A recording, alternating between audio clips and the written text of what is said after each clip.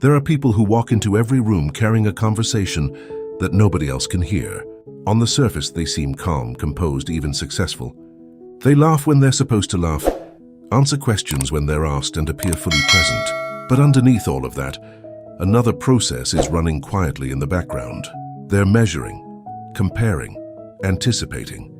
Not because they want to, but because at some point their mind learned that paying attention wasn't optional. It was survival. Think about the last time you felt completely relaxed around another person.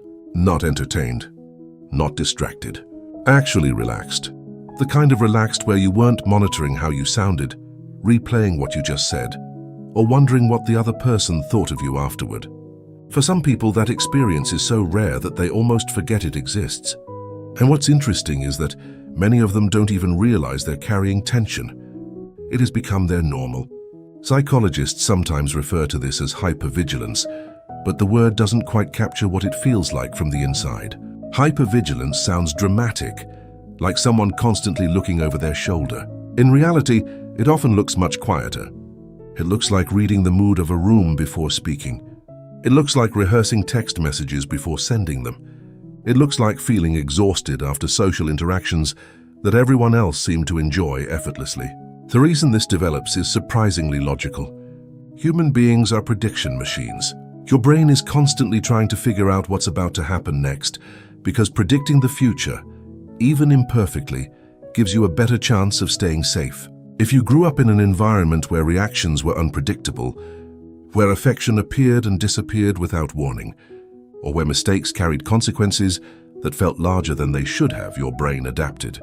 It learned that paying close attention reduced risk. The adaptation worked. That's the important part people often miss. These patterns are not signs of weakness. They are evidence that the mind found a way to navigate an environment that required it. The problem is that adaptations don't automatically expire. A person can leave the environment that created the pattern, while the pattern itself stays behind. Years later, they may find themselves treating ordinary situations as if they still require the same level of caution. Someone takes longer than usual to respond to a message, and immediately the mind starts generating explanations. Did I say something wrong? Are they upset? Are they losing interest? The interesting thing is that the person usually knows these thoughts aren't entirely rational. That doesn't stop them from appearing, because thoughts don't arrive based on logic alone. They arrive based on history, and history leaves fingerprints on perception. One of the stranger realities of human psychology is that we rarely experience the world exactly as it is. We experience it through the lens of what we've learned to expect. If you've spent enough time expecting disappointment, your brain starts preparing for it before any evidence appears. Not because it's pessimistic, but because preparation feels safer than surprise. Researchers studying expectancy effects have found that our beliefs influence not only what we notice, but also how we interpret ambiguity. Two people can witness the same event and walk away with entirely different conclusions. One sees a delayed reply and assumes the other person is busy. The other sees the same delay and assumes rejection. The difference isn't the event. It's the framework surrounding the event. And frameworks are often built long before we're aware of them.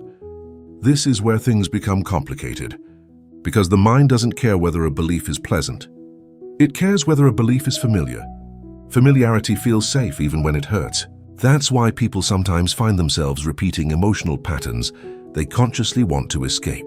The familiar relationship, the familiar disappointment, the familiar self-doubt, not because they enjoy those experiences, but because uncertainty can feel more threatening than pain that's already known. There's a peculiar loneliness that comes from living this way, not the loneliness of being physically alone, the loneliness of never quite putting down your armor. Imagine trying to enjoy a beautiful day while simultaneously preparing for a storm that may never arrive. Part of your attention is always elsewhere. Part of you is always waiting. The result is that good moments often feel incomplete. They arrive, but they don't fully land. Compliments are questioned. Opportunities are doubted. Affection is analyzed. The experience itself becomes secondary to the investigation surrounding it. Yet it's important to acknowledge that this heightened awareness isn't entirely negative. People who develop strong observational skills often notice things others miss. They recognize patterns quickly. They pick up on subtle emotional shifts. They can be remarkably perceptive. Many become excellent problem solvers because they learned early on how to anticipate outcomes.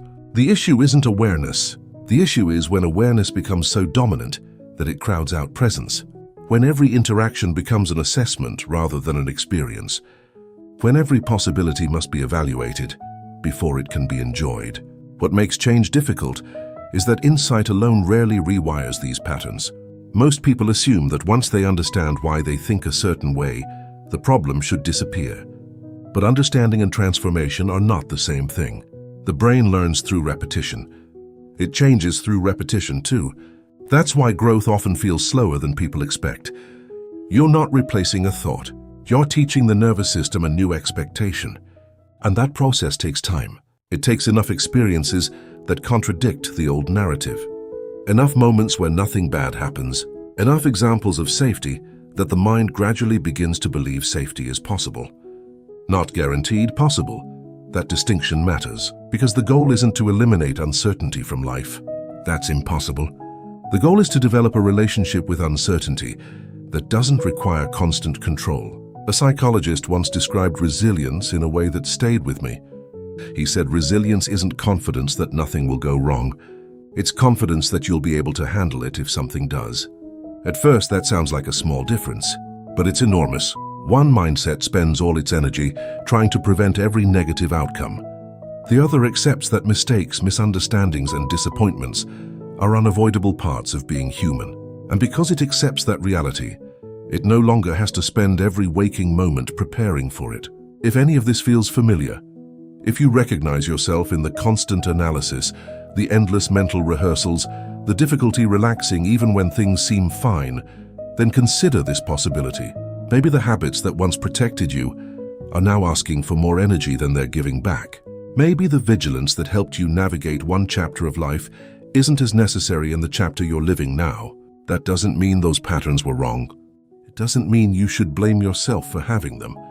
It simply means that every strategy has a season, and sometimes growth isn't about learning something new. Sometimes it's about realizing that the danger has passed while your mind is still standing guard. The question isn't whether the guard was useful.